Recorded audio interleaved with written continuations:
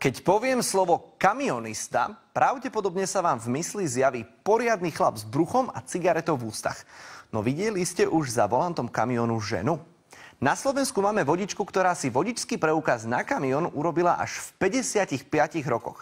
Vďaka tomu sa stala nielen unikátom na európskych cestách, ale aj držiteľkou slovenského rekordu.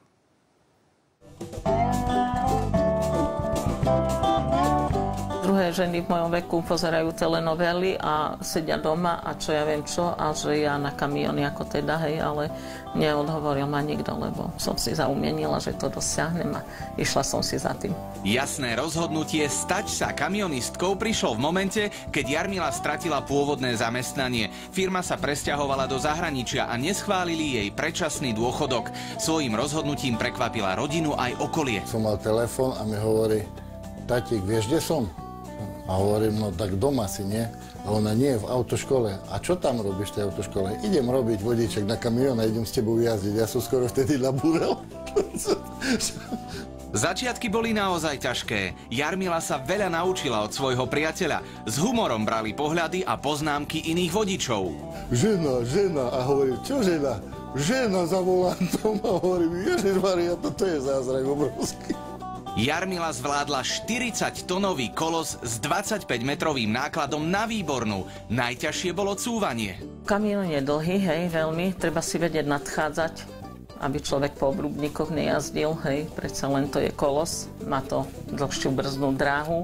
Dvojica jazdila na kamióne 4,5 roka. Prešli spolu tisíce kilometrov, strávili v ňom síce 24 hodín, no nemali hádky ani ponorkovú chorobu.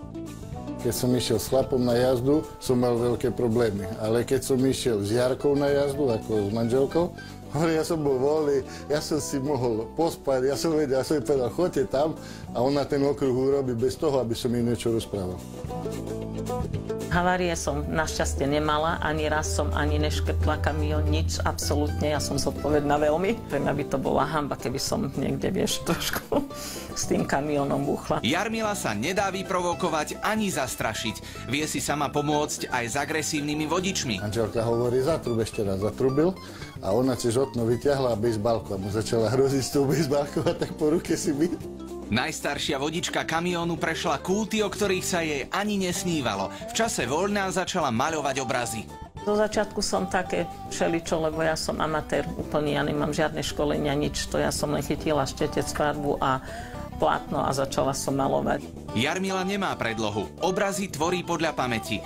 Očarili ju mnohé kúty Európy aj Slovenska. Niektoré diela zaujali aj verejnosť. Začala preto vystavovať. Má ešte jeden nesplnený sen.